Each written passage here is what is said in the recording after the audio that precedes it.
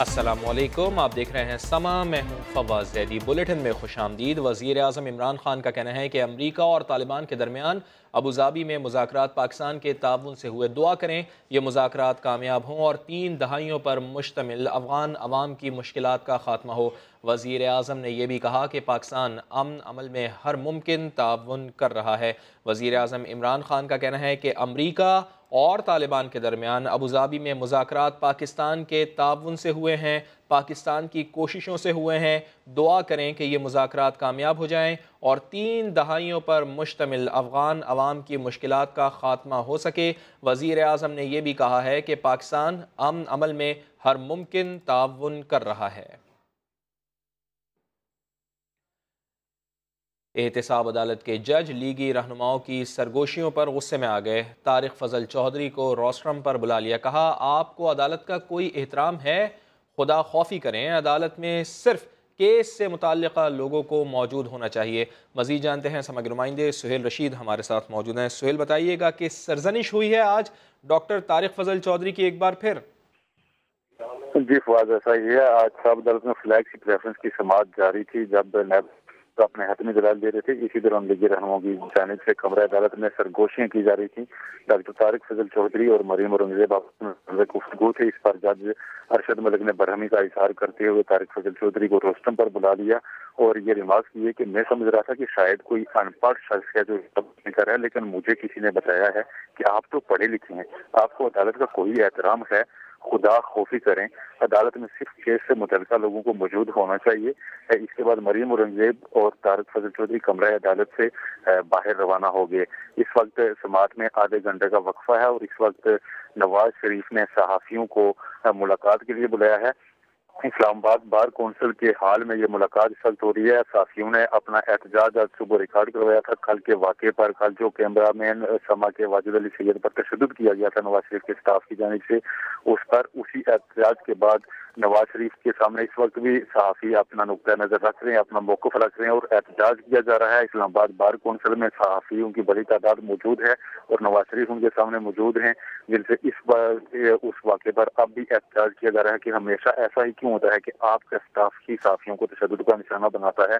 बारहा ऐसा हो चुका है और कल बाकायदा जो एक इक़दाम कत्ल था जो कि देखने में आया और आपके स्टाफ की जानिब से ये किया गया। ना ही आप उस वक्त रुके, ना ही आपने पहले कभी सहाफियों पर होने वाले तशद्दुद की मजम्मत की। आप तो पूछते भी नहीं हैं। इस वक्त नवाज शरीफ का हम मौजूद हैं और कमरे में मौजूद हैं। इस्लामाबाद बार कौंसिल के हाल में मुलाकात शुरू हो चुकी है। जी, बहुत शुक्रिया आपका सुहेल रशीद, आप हमें आगाह कर रहे थे।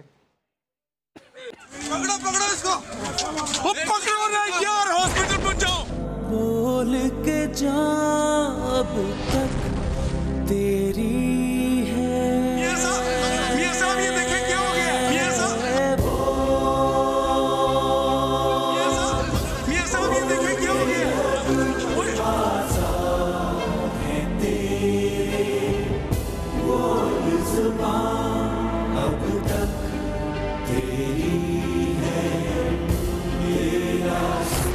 जिस चीज़ में प्यार मोहब्बत का और शुक्राने का इजहार है वो अल्लाह की ज़ात के बाद अगर मैं किसी के साथ कर सकता हूँ तो वो वालिद ही है मेरे।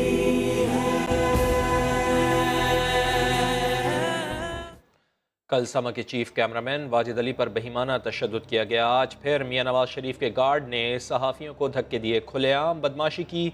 सहाफ़ियों ने एहतजाज किया मगर साबिक़ वज़ीर आज़म ने वहाँ भी कोई फरियाद न सुनी। सुहेल रशीद की रिपोर्ट।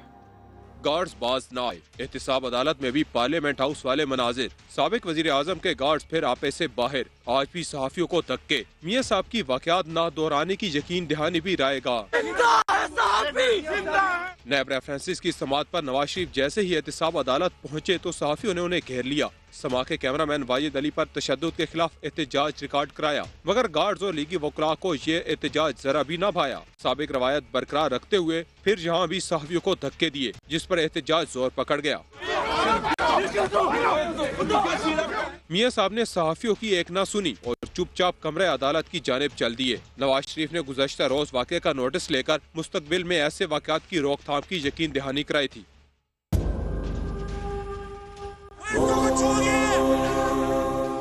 कायदे मुस्लिम लीग नून के गार्ड्स के तशद्दुद का शिकार कैमरामैन वाजिद की दरखास्त पर नवाज शरीफ के 3 सिक्योरिटी गार्ड्स पर दफा 506(2) और 355 के तहत भी मुकदमा दर्ज कर लिया गया है। 2 गार्ड्स इस वक्त पुलिस की हिरासत में हैं। गुज़िश्ता रोज़ मियां नवाज शरीफ के गार्ड्स के हाथों तशद्दुद का निशाना बनने वाले समा के कैमरामैन सैयद वाजिद अली इस वक्त पिम्स अस्पताल में ज़ेर इलाज हैं। समा की नुमाइंदा फ़रा रब्बानी हमारे साथ मौजूद हैं, ताज़ा तरीन सूरत हाल जानते हैं। फ़रा बताइएगा कि हालत कैसी है वाजिद की इस वक्त और डॉक्टर्स का क्या बताना है उनकी सेहत से मुताल्लिक़? जी बिल्कुल फवाद, इस वक्त भी पिम्स अस्पताल में सैयद वाजिद अली जो समा के कैमरामैन हैं वो ज़ेरे इलाज हैं, जिनको साबिक वज़ीर आज़म के गार्ड ने तशद्दुद का निशाना बनाया था। इस वक्त अगर बात की जाए सूरत हाल की या तबीयत की, तो अभी भी उनके मजीद कुछ टेस्ट हो रहे हैं और होने जा रहे हैं, एक्सरेज होंगे। अभी डॉक्टर्स का यही कहना है कि मजीद 24 घंटे उनको अंडर ऑब्जर्वेशन रखा जाएगा, क्योंकि तबीयत खतरे से तो बाहर है लेकिन बहुत ज्यादा संभली नहीं है। तो जब तक उनकी तबीयत बहाल नहीं हो जाती तब तक उनको पिम्स में यही ज़ेरे इलाज रखा जाएगा। और अगर बात की जाए सहूलियात की तो काफी हद तक अच्छे से उनको ट्रीट किया जा रहा है और डॉक्टर्स ये कह रहे हैं कि हमारी हर मुमकिन कोशिश है कि उनको जल्द से जल्द वो ठीक हो जाए और कोई मुश्किलात या कोई मसला ना हो उनको। अच्छा, गुज़िश्ता रोज़ सिटी स्कैन भी उनका करवाया जाना था, उसकी भी रिपोर्ट आई है फ़रा? जी बिल्कुल फवाद, कल सिटी स्कैन उनका हिस्सा शब ही हो गया था जिसकी रिपोर्ट्स काफी नॉर्मल आई थी, उसमें ऐसे कोई खतरे वाली बात नहीं थी। लेकिन जो उनके सर पे चोट लगी है उसकी वजह से थोड़ा सा तशवीश में वो हो रहा था कि मसला आ रहा था, इसी वजह से उनको रखा गया है। अभी भी एक्सरेज वगैरह उनके मजीद करवाए जा रहे हैं क्योंकि चेस्ट पे उनको थोड़ा कह सकते हैं कि चोट लगी है, उसकी वजह से उनके अभी मजीद एक्सरेज हो रहे हैं और बाकी उनके होंठ के ऊपर 4 स्टिचेस आए थे। जी ठीक है। अच्छा, और उनकी अयादत के लिए लोग यहाँ पर आ रहे हैं, किसी किस्म की रोक थाम तो नहीं है, यानी उनकी सेहत को लेके डॉक्टर्स ने मना तो नहीं किया मुलाकात से? नहीं फवाद, ऐसा नहीं है। अगर जो भी उनसे मिलने आना चाह रहे हैं, चाहे वो रिलेटिव हो, फ्रेंड्स हो या कोई और हो, उनको मिलने दिया जा रहा है। जैसे अगर सुबह की बात की जाए तो वफाकी वजीर सेहत जो है आमिर महमूद कियानी, वो यहाँ पर आए हैं, उन्होंने अयादत की है। अभी जैसे शेख रशीद साहब का कहा जा रहा है कि वो 1 बजे के करीब यहाँ पर आएंगे और सैयद वाजिद अली की अयादत करेंगे। ठीक है। अच्छा, अब गुज़िश्ता रोज़ हमने देखा था कि नीम बेहोशी की हालत में वाजिद थे, आज उनकी हालत में कुछ बेहतरी आई है, जो कल से हालत उनकी कुछ बेहतर हुई है फ़रा?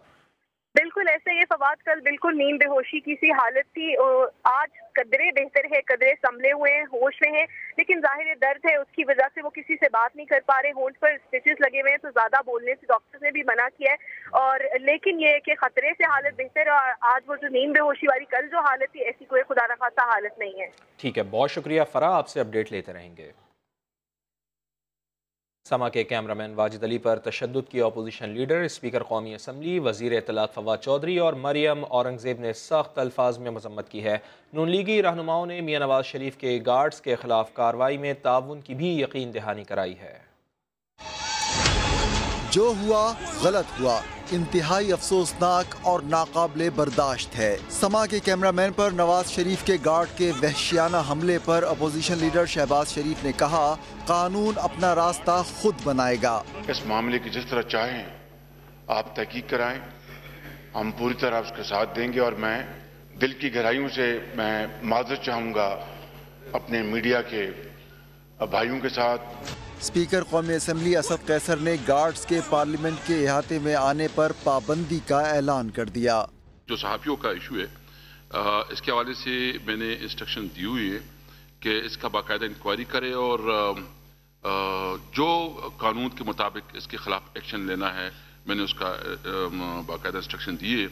वजीर इत्तलात फवाद चौधरी ने 24 घंटों में जिम्मेदारान को गिरफ्तार करके सजा दिलवाने का यकीन दिलाया। शकूर हैं जो नवाज शरीफ साहब के गालिबन हेड हैं सिक्योरिटी के, जिनके अहकामात के ऊपर ये वाक़या हुआ, सो ये सारे जो मुलव्वस अफराद हैं इनको गिरफ्तारी के लिए 24 घंटे के अंदर अंदर मैंने दरख्वास्त की है SSP साहब को कि इनको फौरी तौर पर गिरफ्तार करें। मरियम औरंगजेब वाजिद अली के साथ अस्पताल गईं। होश में आने के बाद हाल अहवाल भी पूछा। समा से बातचीत करते हुए कहा, नवाज शरीफ को नहीं मालूम था कि क्या मामला हुआ है, लेकिन गार्ड को सजा मिलेगी। जिन्होंने भी ये किया है बिल्कुल उनके सख्त नोटिस लिया जाएगा और पूरी कार्रवाई की जाएगी। हमारी ऊपर मीटिंग हो रही थी जिसके लिए नवाज शरीफ साहब आए थे और वो गाड़ी में चले गए, उनको तो मालूम भी नहीं कि क्या हुआ है। सहाफती रहनुमाओं की जानिब से भी वाजिद अली पर हमले की शदीद मजम्मत की गई है। डॉक्टर तारिक फजल चौधरी ने दावा किया है कि समा के कैमरामैन पर तशद्दुद करने वाले किसी फ़र्द का नाजायज़ दिफा नहीं किया। पार्टी की सीनियर तरीन क़यादत ने वाक़े की मज़म्मत की, जबकि मियाँ साहब ने दुख का इजहार किया।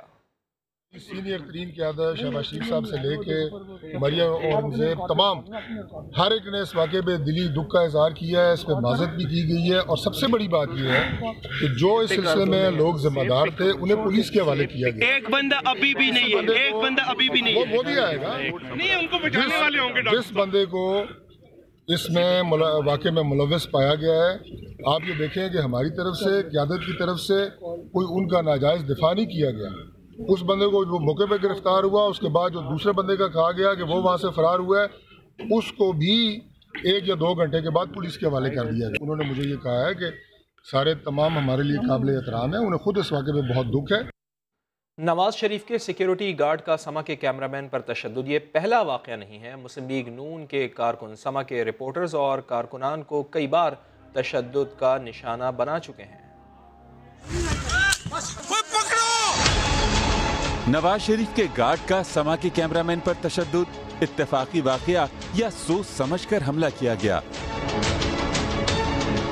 नून लीग का माजी का रिकॉर्ड तो कुछ और बताता है। नवाज शरीफ की नाअहली के बाद अगस्त 2017 में नून लीग का पावर शो हुआ, जिसके दौरान लीगी कारकुन आपे से बाहर होते रहे।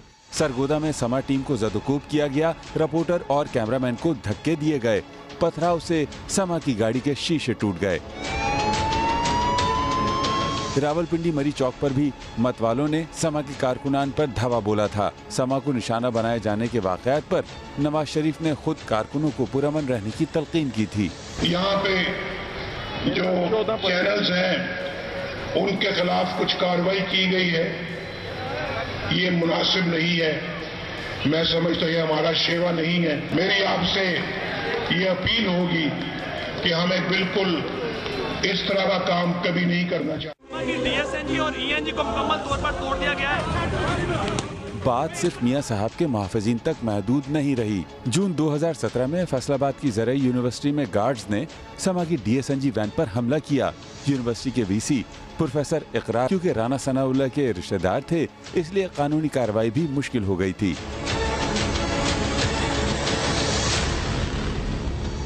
2014 में धरने की कवरेज के दौरान जब मियां साहब वजीर आजम थे और पुलिस गुल्लू बट बनी हुई थी, तब भी ऐसा ही हुआ था। गुस्सा उतारने के लिए कोई ना मिला तो समा के कैमरामैन को ही निशाना बनाया गया। जमाने के अंदाज बदल चुके हैं। पुरानी जमातों को सियासत का नया ढंग सीखना होगा। समझना होगा कि मीडिया को निशाना बनाने जैसे हथकंडे अब नहीं चलेंगे। लालच बुरी बला है, मामला जानिए कुछ देर बाद। कराची में गदागरी के बाद नया धंधा शुरू हो गया है। शहर में मदरसों के नाम पर पैसे जमा करने वाले जाली गिरोह सरगर्म हो गए हैं। गिरोहों के पास मदरसों के तस्दीकनामे भी मौजूद हैं। मज़ीद जानते हैं chief crime reporter Ahmed Rahman Khan हमारे साथ मौजूद हैं। अहमद रहमान खान, इस गिरोह का तरीक़ा वारदात क्या होता है, किस तरह से ये आवाम को बेवकूफ़ बनाते हैं? जी देखिए, मुल्क के मुख्तलिफ हिस्सों में जो कायम मदरसे हैं उनकी जाली रसीदें छपवाकर शहर में सरगर्म इस वक्त हमें दिखाई देते हैं। मुख्तलिफ मदारिस की रसीदें इनके पास मौजूद होती हैं, तस्दीकनामे इनके पास मौजूद होते हैं और ये दुकानों पर जाकर मुख्तलिफ घरों में जाकर वहाँ पर ये पैसे मांगते हैं। पैसे बटोरने के बाद बआसानी चले जाते हैं। इन्हीं दिनों में ये वाक़या पेश आया कि कल या जो है ये पुरानी सब्जी मंडी के करीब का इलाका है। वहां पर कई गिरोह इस तरह के काम कर रहे हैं। जब एक शहरी हबीब ने इनको पकड़ा है और इनसे जो है वो पूछगछ शुरू की तो ये घबरा गए। इसी दौरान जो है वो समा की टीम वहां पर पहुंची है।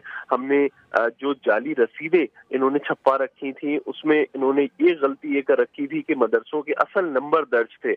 हमने उस नंबर पर फोन किया तो कारी आरफीन ने वहां पर जो है वो फोन उठाया और उनसे हमने पूछा कि आपका एक नुमाइंदा यहाँ पर मौजूद है जो कि मदरसे के नाम पर चंदा जमा कर रहा है, जिसमें उन्होंने कहा कि इनका कोई नुमाइंदा यहाँ पर मौजूद नहीं है। ये मदरसा कोहिस्तान में वाक़े है और कराची में उनका कोई नुमाइंदा नहीं गया है पैसे जमा करने के लिए। उन्होंने कहा कि ये जाली रसीदें छपवाकर इस तरह बहुत सारे गिरोह काम कर रहे हैं। ये कोई एक वाक़या नहीं है बल्कि हमने 2 ऐसे जो है वो केसेस सामने लाए हैं जिसमें जो है वो मुख्तलिफ मदारिस का नाम इस्तेमाल करके जो है वो चंदा जमा कर रहे थे। एक शख्स ने तो ये इंकिशाफ किया है कि उसको चंदा जमा करने के 10,000 रुपए महीना मिलते हैं, एक तरह से तनख्वाह।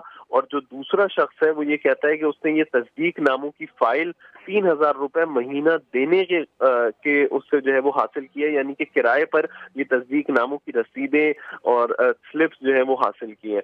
तो ये इस तरह के गिरोह काम कर रहे हैं जो कि मदारिस के नाम पर पैसे जमा कर रहे हैं। जाली गिरोह हैं, मदारिस तक पैसे नहीं पहुंचते हैं और ये खुद अपने घरों में इन पैसों का इस्तेमाल करते हैं। इस बात यानी मदरसों के नाम पर पैसे जमा करने वाले जाली गिरोह सरगर्म हो गए हैं। कराची वाले होशियार रहे हैं। अमर रहमान खान, आपने हमें आगाह किया, बहुत शुक्रिया आपका। कराची में मदरसे के नाम पर पैसे मांगने वाले 2 मुल्जिमान को भी पकड़ा गया है, जिस तरह अमर रहमान खान हमें बता रहे थे। और मुल्जिमान ने इंकिशाफ किया है कि उन्हें माहाना 10,000 रुपए मिला करते थे।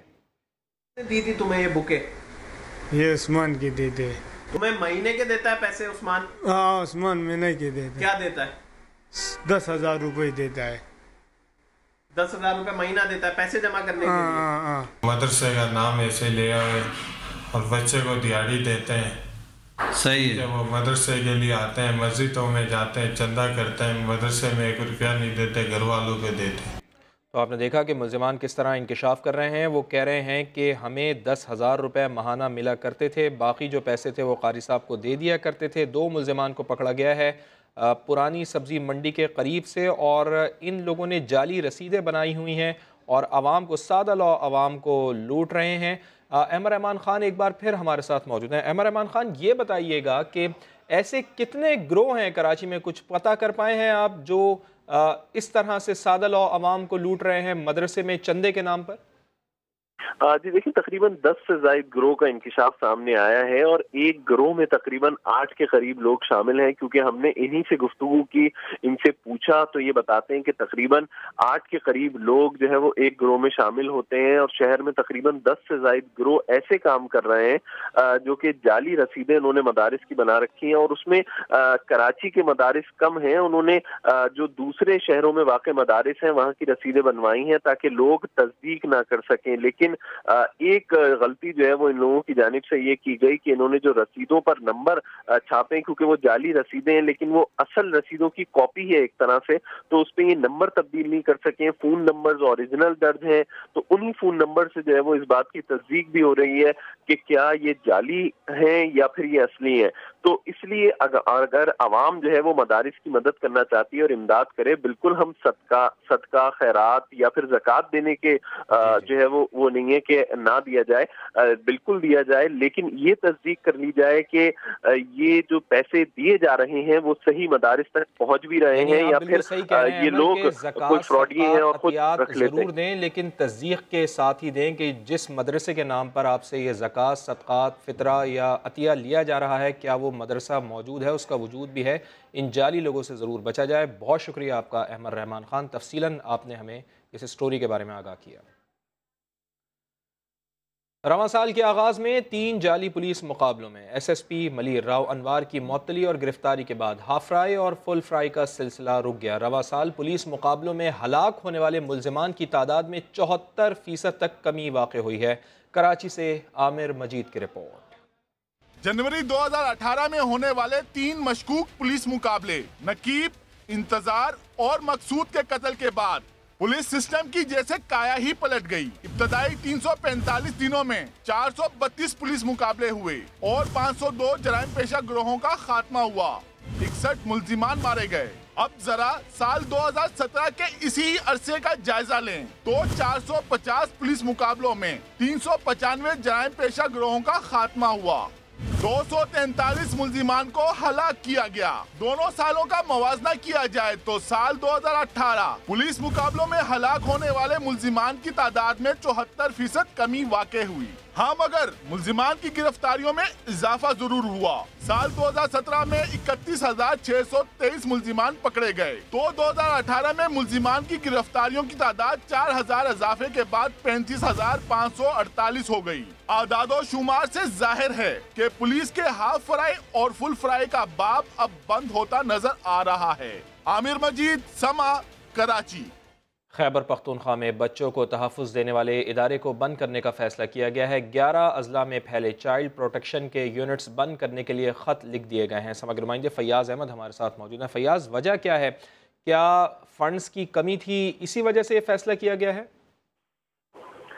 जी बिल्कुल फवाद, जैसे ही मसला दरपेश आया है, खैबर पख्तूनख्वा में बच्चों के बहबूद के हवाले से दावे किए गए थे, लेकिन वो तमाम दावे दरे के दरे रह गए। फंड न होने की वजह से चाइल्ड प्रोटेक्शन के यूनिट जितने भी हैं 11 अजला में उनको बंद करने का फैसला किया गया है। तमाम मुलाजमीन को फारग कर दिया गया है, इस्तीफे अरसाल कर दिए गए हैं। 31 दिसंबर के बाद तमाम दफातर बंद किए जाएंगे, जबकि इन इदारों का यही काम था कि बच्चों के हवाले से जो भी बहबूद के हवाले से या उन पर कोई तशद्दुद का वाक़या पेश आता था तो ये कार्रवाई करते थे। चाइल्ड प्रोटेक्शन एक्ट 2010 के तहत कार्रवाई करते थे, लेकिन अब फंड न होने की वजह से कमीशन पे के जो अहदेदार वो पहले से ही फारिग था, लेकिन अब जो बाकायदा तौर पर जो बाकी अजला में जो नुमाइंदे होते थे यूनिट्स में, उनको भी फारिग कर दिया गया। उनको भी फारिग कर दिया गया। बहुत शुक्रिया आपका, आप हमें आगाह कर रहे थे फैयाज़। और चाइल्ड प्रोटेक्शन कमीशन के रुकन सुमेरा शम्स का कहना है कि रीस्ट्रक्चरिंग के बाद दोबारा भर्तियाँ की जाएंगी। स्ट्रक्चर को थोड़ा रिनोवेट किया जा रहा है और चाइल्ड कमीशन का जो कमीशन का स्ट्रक्चर है वो भी बिल में पेश होने जा रहा है असेंबली के फ्लोर पे, तो थोड़ी सी चेंजेस उसमें आ रही है। और फंक्शनल नहीं था, रिक्रूट किया जाएगा वापस दोबारा उनको, और कुछ नया स्ट्रक्चर हम प्रपोज करने वाले हैं तो उसकी बेसिक्स पे होगा। और जिनका जो कमीशन है उसमें सिविल सोसाइटी के मेम्बर्स है, सोशल वेलफेयर का जो मिनिस्टर होता है उसको चेयर करते हैं। फिलहाल तो मिनिस्टर नहीं है, तो सीएम साहब खुद ही चेयर कर रहे हैं। उसमें सेक्रेटरी लॉ भी होता है, सेक्रेटरी सोशल वेलफेयर भी होता है, सेक्रेटरी फाइनेंस भी होता है, और सिविल सोसाइटी के मेंबर्स भी होते हैं। और एमपीएस की भी नॉमिनेशन, उसमें 4 एमपीएस की नॉमिनेशन हुई है जो चाइल्ड प्रोटेक्शन पे काम करेंगे। सर्द मौसम के डेरे कहां कहां, इसी बुलेटिन में जानिए। कोयटा से आपको खबर दें, जहां 4 रोज कबल अगवा किए गए डॉक्टर इब्राहिम खलील को ताहाल बाजियाब ना कराया जा सका। डॉक्टर्स ने हुकूमत को दी गई 48 घंटों की मोहलत खत्म होने पर आज से सरकारी और निजी अस्पतालों में हड़ताल का ऐलान कर दिया। रिपोर्ट करेंगे Zainuddin. Neuro surgeon doctor Khalil Ibrahim को 4 रोज कबल कोयटा के इलाके शहबाज टाउन के करीब से अगवा किया गया था। पुलिस की खुसूसी टीम तफ्तीश में मसरूफ है, ताहम अब तक कोई पेशरफ्त ना हो सकी। डॉक्टर तंजीमों ने मगवी की बाजियाबी के लिए हुकूमत को दी गई 2 दिन की मोहलत खत्म होने पर कल से सरकारी व निजी अस्पतालों में 2 दिन के लिए हड़ताल का ऐलान किया है। ना अगवाकारों ने रब्ता किया है, न हुकूमती लेवल पे हमारे साथ रब्ता हुआ है। प्राइवेट प्रैक्टिस और गवर्नमेंट हॉस्पिटल में 2 दिन एहतिजाज रहेगा, सिवाय इमरजेंसी सर्विसेज के। डॉक्टर तंजीमों का कहना है कि मगवी को फौरी बाजियाब ना कराया गया तो एहतिजाज में मजीद शिद्दत लाई जाएगी। कैमरामैन जुनेद अकबर के साथ जैनुद्दीन, सम्मा, कोयटा। उधर ओकाड़ा में घरेलू झगड़े के दौरान तल्ख कलामी पर छोटे भाई ने साथियों के साथ मिलकर मुबैना तौर पर बड़े भाई को कत्ल कर दिया। पुलिस ने शवाहिद इकट्ठे करके मुल्जिमान की तलाश शुरू कर दी है। इसी पर रिपोर्ट करेंगे जावेद सिकंदर। ओकाड़ा के गांव लाशारी में भाई के हाथों भाई कत्ल। 50 साल अकरम का बड़े भाई सफदर से झगड़ा हुआ, जिसके नतीजे में होने वाली फायरिंग से 55 साल सफदर मौके पर ही दम तोड़ गया। जी ये मेरे चचा जी हैं जी। आज सुबह ड्यूटी पे जा रहे थे और इनको इनके सके भाई मोहम्मद अकरम और इसके 2 भतीजों फ़खर अख्तर ने कत्ल कर दिया फायरिंग करके। पुलिस ने मौके पर पहुंचकर लाश तहवील में ली और वाक़े की तहकीकात शुरू कर दी। ये आज सुबह 8 बजे इतला मिली है कि मौजा लशारिया में सफदर नाम के बंदे को मर्डर कर दिया गया है। तो उस पर फौरी तौर पे टीम के हमरा उधर पहुंचे हैं। पुलिस के मुताबिक वर्षा के आने के बाद ही वाक़े का मुकदमा दर्ज किया जाएगा, जबकि मुल्जिमान की तलाश शुरू कर दी गई है। जावेद सिकंदर, समा, ओकाड़ा। और अभी वक्त हो गया है न्यूज़ अपडेट का।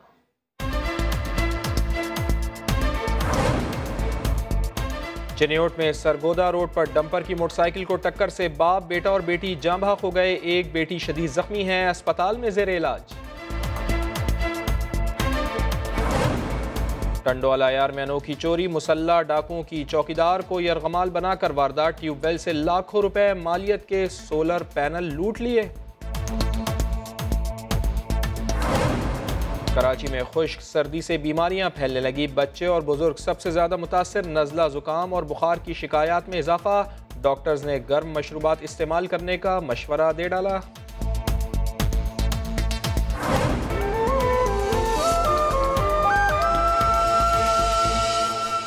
मारूफ अदाकार अली एजाज की रिहाइशगाह पर ताज़ियत के लिए लोगों की आमद का सिलसिला जारी है। नमाज जनाजा और तदफीन के इंतजाम से मुताल्लिक़ बता रही हैं समा की नुमाइंदा तरहब असगर। जी बिल्कुल, इस टाइम मैं अली एजाज साहब के घर के बाहर मौजूद हूँ। आज सुबह जो है तकरीबन 7:30 बजे के करीब उनको दूसरा हार्ट अटैक हुआ, जिसके बाद जो है वो इंतकाल कर गए। सोगवारान में वो अपने 2 बेटों को छोड़ के गए हैं और काफ़ी बड़ी तादाद दोस्त अहबाब की, रिश्तेदारों की जो ताज़ियत के लिए आ रहे हैं। ना सिर्फ ये बल्कि थोड़ी देर पहले ही मीरा भी यहाँ पे ताज़ियत के लिए पहुँची हैं। तकरीबन 28 फिल्में इन्होंने अपने कैरियर की बेहतरीन दी हैं। उसके अलावा टीवी, ड्रामे, रेडियो, उसमें भी काफ़ी अरसे तक काम करते रहे हैं। नमाज जनाजा की जहाँ तक बात की जाए तो वो तकरीबन 3:30 बजे असर की नमाज के बाद जो है मुस्लिम टाउन मोड़ के ग्राउंड में ही जो है अदा की जाएगी और तदफीन जो है इनके आबाई कब्रिस्तान हंजरवाला में की जाएगी। फिलवक्त जो है रिश्तेदारों और दोस्त अहबाब की आमद का सिलसिला जारी है, जो ताज़ियत के लिए आ रहे हैं और उनको उनकी मग़फ़िरत के लिए दुआ कर रहे हैं। जी, कराची में सर्द मौसम ने डेरे डाल लिए हैं। 24 घंटों के दौरान पारा 9 डिग्री सेंटीग्रेड तक गिरा तो साल का सर्द तरीन दिन रिकॉर्ड किया गया। पारा गिरता जा रहा है, मौसम सर्द होता जा रहा है। वैसे तो कराची वाले सर्दी की राह तकते रहते हैं कि कब कोयटा की मेहमान हवाएं आएं और कराची को सर्द मौसम दे जाएं।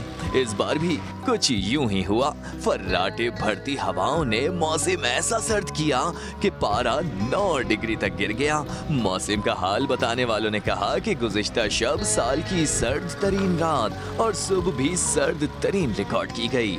9 डिग्री सेंटीग्रेड रिकॉर्ड किया है और इससे कम भी हो सकता है। अभी सर्दी गई तो नहीं है, बाकी है। अभी तो दिसंबर की 18 तारीख को, ये दिसंबर भी ठंडा है, कराची में जनवरी भी ठंडा गुजरता है, तो इससे कम भी हो सकता है। ठठरती सर्द रात गुजरने के बाद सूरज की किरणें लोगों को खूब भाई। कराची को कभी कभी ऐसे मौसम मिलते हैं। अभी हम देखें धूप यहाँ पे ले रहे हैं, यहाँ धूप में बैठे हुए हैं, विटामिन सी ले रहे हैं हम। बहुत मज़ा आ रहा है। ऐसा मौका हमें बार बार नहीं मिलता, तो इसीलिए हम ये मौसम एंजॉय कर रहे हैं। शुमाल मगरिब से 18 किलोमीटर फी घंटा की रफ्तार से हवाएं चल रही हैं। मौसम का हाल बताने वाले तो ये भी कहते हैं कि सर्दी अभी बाकी है। पारा मजीद 1 डिग्री तक गिरने का इम्कान है। और शहर कायद में मौसम सर्द हुआ तो इससे बच्चे और बुजुर्ग सबसे ज्यादा मुतासिर हो रहे हैं। अब्बासी शहीद अस्पताल में मरीज बच्चों की तादाद में 25% इजाफा देखा जा रहा है। खुर्शीद आलम से मजीद जानेंगे। खुर्शीद, क्या कहते हैं डॉक्टर्स यहाँ पर? आज बिल्कुल कराची में सर्दी की शिद्दत में इजाफा होते ही अस्पतालों में भी मरीजों की तादाद में इजाफा देखा जा रहा है। मैं इस वक्त मौजूद हूँ शहर के तीसरे बड़े अस्पताल अब्बासी शहीद अस्पताल में, जहाँ पर जनरल OPD में भी और जो शोबा अमराज अतफाल है वहाँ पर ही बच्चों की और आम मरीजों की तादाद में इजाफा देखा गया है। अस्पताल के आदाद शुमार के मुताबिक तकरीबन 2,500 से 3,000 अफराद रोज़ाना रुजू करते हैं OPD में, और जबकि 250 से 300 बच्चे शोबा अमराज अतफाल में लाए जाते हैं। तो डॉक्टरों के मुताबिक आज जो डेटा उनके सामने आया उसके मुताबिक बच्चों की मरीज़ों की जो तादाद है उसमें 25% का इजाफा देखा गया है। और ये वो बच्चे हैं कि जिनको ठंड के असरात की वजह से उनके वालिदैन या उनके घर के जो बड़े हैं वो अस्पताल लेकर के आए हैं। इसी तरह जो बड़ों का जो शोबा है जनरल OPD है वहाँ पर भी ऐसे मरीज़ ज़्यादा देखे गए हैं कि जिनको सांस की तकलीफ़ है, क्योंकि डॉक्टरों का ये कहना है कि सांस के मरीज़ों में ऐसे लोग भी होते हैं जो मौसम गर्मा में भी उनको इस तरह की तकलीफ़ हो सकती है, लेकिन मौसम सरमा में ऐसी मरीज़ों की तादाद भी बढ़ सकती है जिनको सांस की तकलीफ़ होती है। जी, अपडेट्स के लिए शुक्रिया खुर्शीद। अगर कराची वाले सोच रहे हैं कि सर्दी बस कुछ दिन की मेहमान है तो ऐसा नहीं है जनाब। गर्म कपड़ों और स्वेटर्स की खरीदारी कर लें क्योंकि ठंड में मजीद इजाफा होगा। इस हवाले से मजीद जानते हैं समग्र नुमाइंदा सोनिया शहजाद हमारे साथ मौजूद हैं। सोनिया, स्वेटर्स और गर्म कपड़ों की कीमतों में इजाफा तो नहीं कर दिया गया है कहीं? जी बिल्कुल, कराची वालों सर्दी आ नहीं रही। कराची में सर्दी आ चुकी है जनाब, और बड़ी शदीद किस्म की सर्दी कराची में आ चुकी है। महकमा मौसमियात के मुताबिक कराची में आज पूरे साल का सबसे सर्द तरीन दिन है। दर्जा हरारत जो है कम से कम 9 डिग्री सेंटीग्रेड तक रिकॉर्ड किया गया है और कराची में इस वक्त शदीद सर्दी आ चुकी है।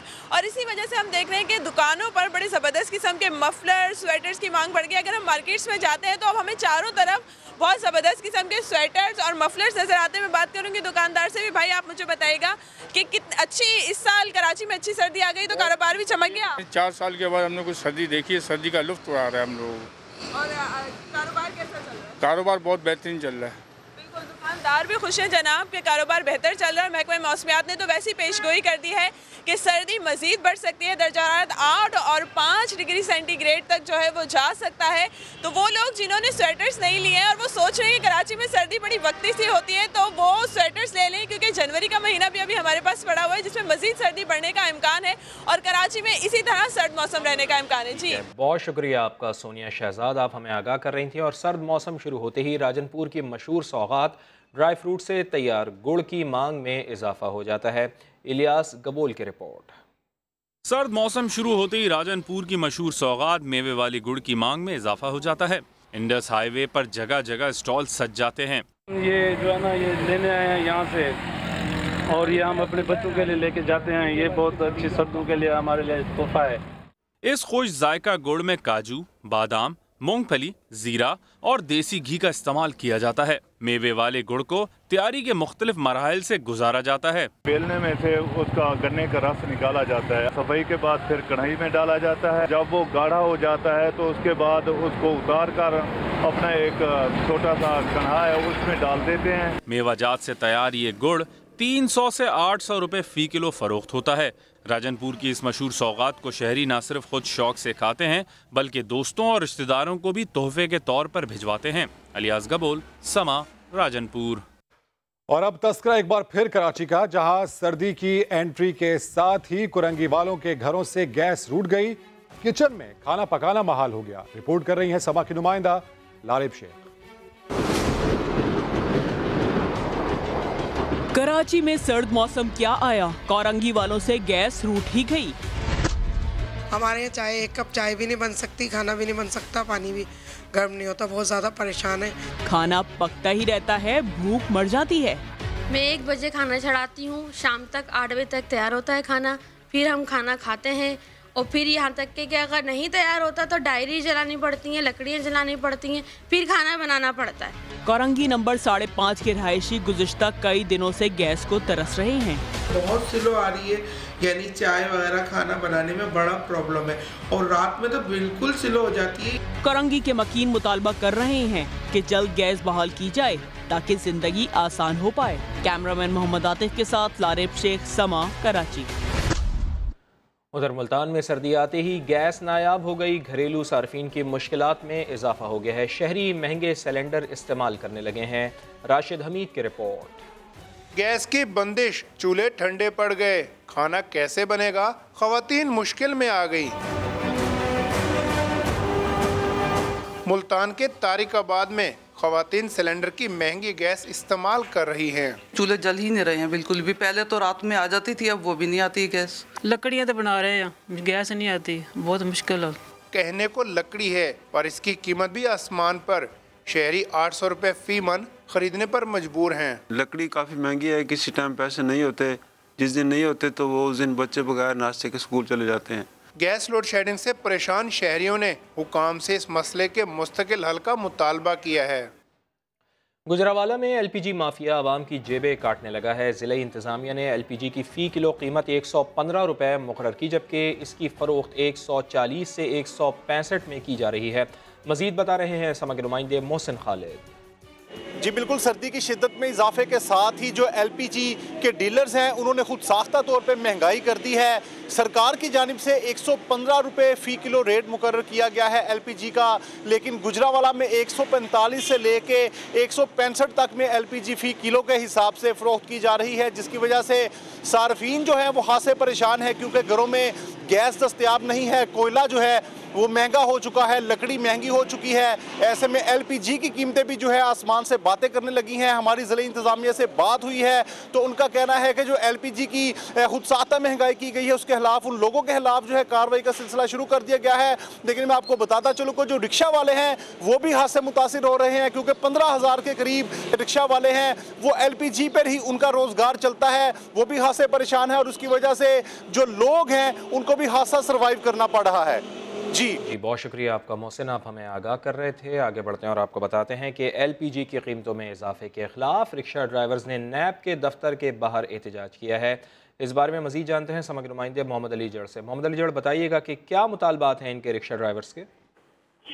देखिए, ये अवामी रिक्शा यूनियन के तहत नैब ऑफिस के सामने ठोकर न्याज न्याज बेग पर रिक्शा ड्राइवर ने एहतजाज किया और अनोखा ये एहतजाज था। वो घरेलू किचन में इस्तेमाल होने वाले बर्तन उठा लाया और सरापा एहतजाज से उनका यही कहना था कि LPG की जो सरकारी निर्ख है वो 113 रुपए किलो है, जबकि मार्केट वो 180 रुपए किलो तक फरोख्त हो रही है। जब इतनी महंगी गैस होगी तो वो किस तरह अपने घर को चलाएंगे, किस तरह गुजर बसर करेंगे, तो इनके लिए इंतहाई मुश्किल होगी। उन्होंने धमकी दी है कि अगर हुकूमत ने इन कीमतों को कंट्रोल ना किया तो फिर लाहौर भर में न सिर्फ ट्रैफिक का पहिया जाम करेंगे बल्कि उनका एहतजाज रेगुलर बेसिस पे जारी और सारी रहेगा, क्योंकि उनके लिए। बहुत शुक्रिया आपका मोहम्मद अली जान। वादिये कोयटा में यकबस्ता हवाओं का राज हुआ तो गैस ने रुखसत ले ली। गैस बहरान पर मदरसे के तलबा ने एहतजाजन सड़क पर क्लास लगा ली। मोहम्मद आतिफ की रिपोर्ट। कोयटा की सर्दियां झेलना हर किसी के बस की बात नहीं। यहाँ के बासियों का वाहिद आसरा गैस हुआ करती है, जिसे जलाकर वो तपिश लेते हैं। लेकिन इस वक्त तकरीबन आधे शहर को गैस नहीं मिल रही। सेटेलाइट टाउन सबसे ज़्यादा मुतासिर है। मदरसे के तलबा की ना सुनी गई तो उन्होंने भी एहतजाजन सड़क पर ही क्लास लगा ली। बच्चे कहते हैं शायद टेंट लगने से ही किसी को फर्क पड़ जाए, इनकी आवाज़ सुन ली जाए। सर्दी हमारे मदरसे में गैस नहीं, जब तक गैस नहीं आया हम लोग तब तक नहीं उठे, गैस आया तब उठेंगे। हमारे मदरसे पे गैस नहीं, हमको गैस दे। ठंडे पानी से सकते, इसीलिए सर्दी गैस भी नहीं है। मदरसे के मोहतमीम का कहना है कि दस्तावेजात मुकम्मल होने के बावजूद गैस कंपनी के हुकाम हीले बहानों से काम ले रहे हैं। जब हम उनके पास जाते हैं तो वो मजाक उड़ाते हैं कि मौलवियों आपको कोई और काम है नहीं। दरसगाहों में बच्चे रो रहे, सर्दी की वजह से, गैस न होने की वजह से हम सालन बाहर से पका कर ला रहे हैं। बच्चों का मुतालबा है कि जल्द नई लाइन बिछाई जाए ताकि सर्दियों में बिला तातुल गैस मिल सके। कैमरामैन जफर बलोच के साथ मोहम्मद आतिफ, समा, कोयटा। सिंध हाई कोर्ट ने सानहा चकरा गोट में मुलविस MQM के मुबैना टारगेट किलर कामरान माधुरी समेत 5 मुल्जिमान की जमानत मंजूर कर ली है। मजीद जानते हैं समग्र नुमाइंदे इरफानुल हक हमारे साथ मौजूद है। इरफान, बताइएगा कि अदालत ने क्या हुक्म दिया है? देखिए, इस वाक़े में चकरा गोट के करीब पुलिस वैन पर हमला किया गया था, जिसके नतीजे में 10 एहलकार शहीद, इसके अलावा मुतादिद पुलिस एहलकार और राहगीर जख्मी हुए थे। कामरान माधुरी समेत मुतादिद मुल्जिमान को इस केस में गिरफ्तार किया गया था। कामरान माधुरी समेत 5 मुल्जिमान की अदालत ने जमानत मंजूर की है और तमाम मुल्जिमान को 5-5 लाख रुपए फी के जमानत के मुतल के जमा कराने का हुक्म दिया है। कामरान माधुरी इससे कबल भी 3 मुकदमात में जमानत हासिल कर चुके हैं। ताहम मजमूई तौर पर 10 से ज्यादा मुकदमात हैं कामरान माधुरी पर। ताहम दीगर मुकदमात का फैसला आने तक या उन पर उनमें जमानत हासिल करने तक कामरान माधुरी जेल में ही रहेंगे। जी, बहुत शुक्रिया आपका इरफान। कराची के इलाके खारादर मच्छी मियानी मार्केट में आग लग गई है। आतिश ज़दगी से एक बच्चा झुलस कर जाम बहक हो गया। मजीद जानते हैं समग्र नुमाइंदे सऊद बिन मुर्तज़ा हमारे साथ मौजूद हैं। सऊद, बताइएगा कि आग किस तरह से लगी है और इसको बुझाने के लिए क्या कार्रवाई की जा रही है?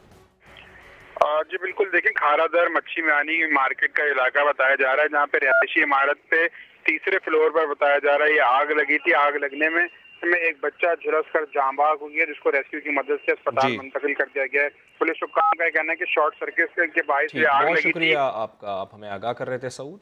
साबिक कप्तान वसीम अकरम सरफराज अहमद की हिमायत में सामने आ गए। कहते हैं कि हर कोई पीछे पड़ा है कि कप्तान हटा दो, पीछे कोई इमरान खान या जावेद मियादाद बैठे हैं जिन्हें कप्तान बनाए।